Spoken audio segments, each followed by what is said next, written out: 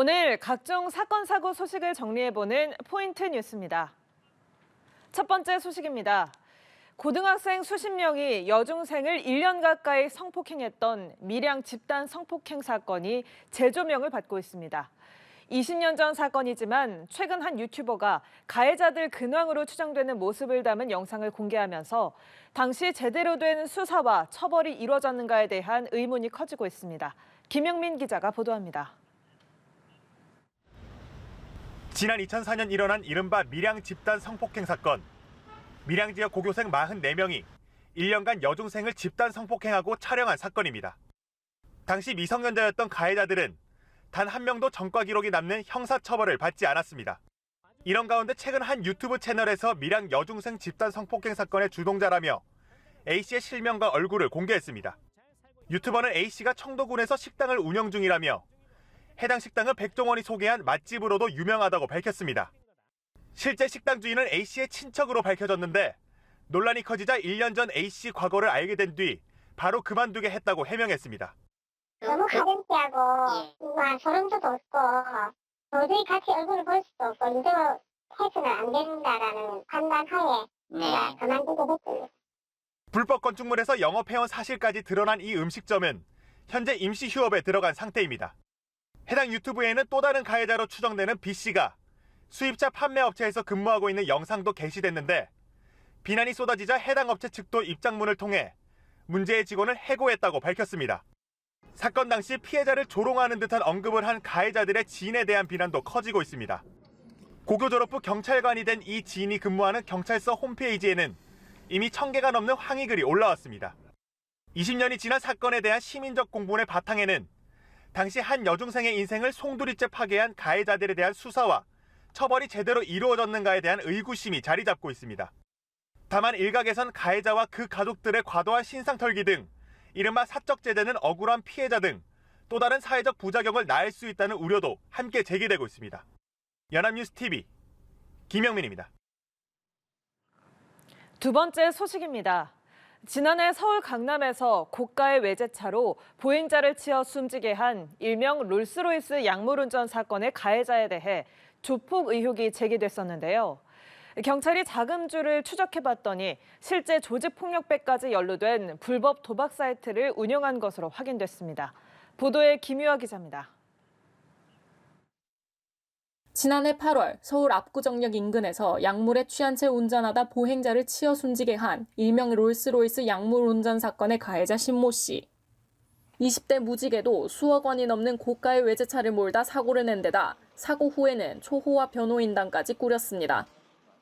온몸에 문신을 하고 일정한 직업도 없는 애들이 고가의 외제차를 타고 왜 이렇게 어떤 범죄를 저지를까, 그런 부분에 대해서 저희가 수사를 해서 수사 결과 신 씨는 불법 회원제 도박 사이트 운영에 가담해 수익을 챙긴 것으로 드러났습니다. 지난해 9월 주차 문제로 다투던 시민을 흉기로 위협했다 붙잡혀 논란이 된 람보르기니 운전자 홍모 씨도 이 사이트에서 도박을 한 것으로 확인됐습니다. 경찰은 이들의 자금 출처를 수사하는 과정에서 불법 도박 사이트 운영 총책 등 61명을 검거했고 2명은 구속 상태로 검찰에 넘겼습니다. 이들은 캄보디아의 도박 사이트 환전 사무실을 마련하고 8천여 명을 상대로 8,600억 원에 달하는 도박 자금을 운영한 것으로 확인됐습니다.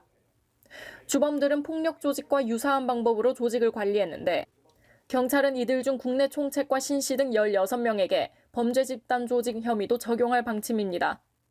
경찰은 수사 과정에서 불법 리딩방을 운영해 투자자 100여 명으로부터 20억대 투자금 등을 챙긴 28명도 검거했습니다. 경찰에 검거된 불법 리딩방과 도박 사이트 관련 피의자 대부분은 20, 30대로 이른바 MZ 조폭이 대거 포함된 것으로 파악됐습니다. 연합뉴스TV 김유아입니다. 다음 소식입니다.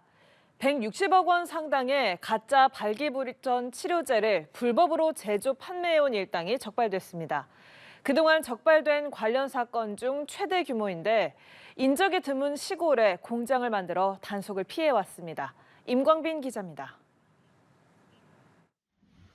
상자가 가득 쌓인 창고 안으로 식품의약품안전처 소속 특별사법경찰관이 들이닥칩니다. 포장지랑 감독관이 다 있네. 이들이 찾아낸 것은 발기부전 치료제 시알리스. 하지만 모두 불법으로 제조된 가짜입니다. 창고 곳곳에는 포장을 앞둔 가짜 비아그라도 다량 발견됐습니다. 지난 2월부터 집중 단속을 벌여온 식약처가 가짜 발기부전 치료제를 불법으로 제조해 판매해온 60대 형제를 적발했습니다. 이들 형제가 지난 2020년부터 만들어 팔아온 가짜 발기부전 치료제는 160억 원 상당 150만 정에 달했습니다. 그동안 적발된 관련 사건 중 역대 최대 물량입니다. 인적이 드문 시골 농가 지역 공장 2곳에서 각종 제조 설비를 갖추고 불법 제품 14종을 생산해 왔습니다. 불법 제품은 자신들이 운영하는 성인용품점 등을 통해 판매했고 현금으로만 거래하면서 수사당국의 단속을 피해왔습니다. 식약처는 가짜 제품과 주원료, 제조 장비 등을 전략 압수하는 한편 사상 처음으로 범죄 장소로 사용된 공장의 몰수를 추진한다고 밝혔습니다. 연합뉴스TV 임광빈입니다. 마지막 소식입니다. 경북 김천에서 축사를 탈출한 소들이 도로를 질주하는 일이 벌어졌습니다. 한밤중에 집 나온 소들이 때로 대로를 달린 건데요. 다행히 경찰과 소방대원들의 조치로 사고 없이 소동으로 마무리됐습니다. 정지윤 기자입니다. 소떼가 도로 한가운데를 막아섰습니다. 양쪽으로 길을 막아선 차들이 불빛을 비추자 영문을 모르겠다는 듯 쳐다봅니다. 4일 새벽 경북 김천 직지사로 향하는 6차선 도로에서 벌어진 일입니다. 소가 뭐 10여 마리 막 뛰어가는 거예요. 경주하듯이 막 뛰어가는 거예요.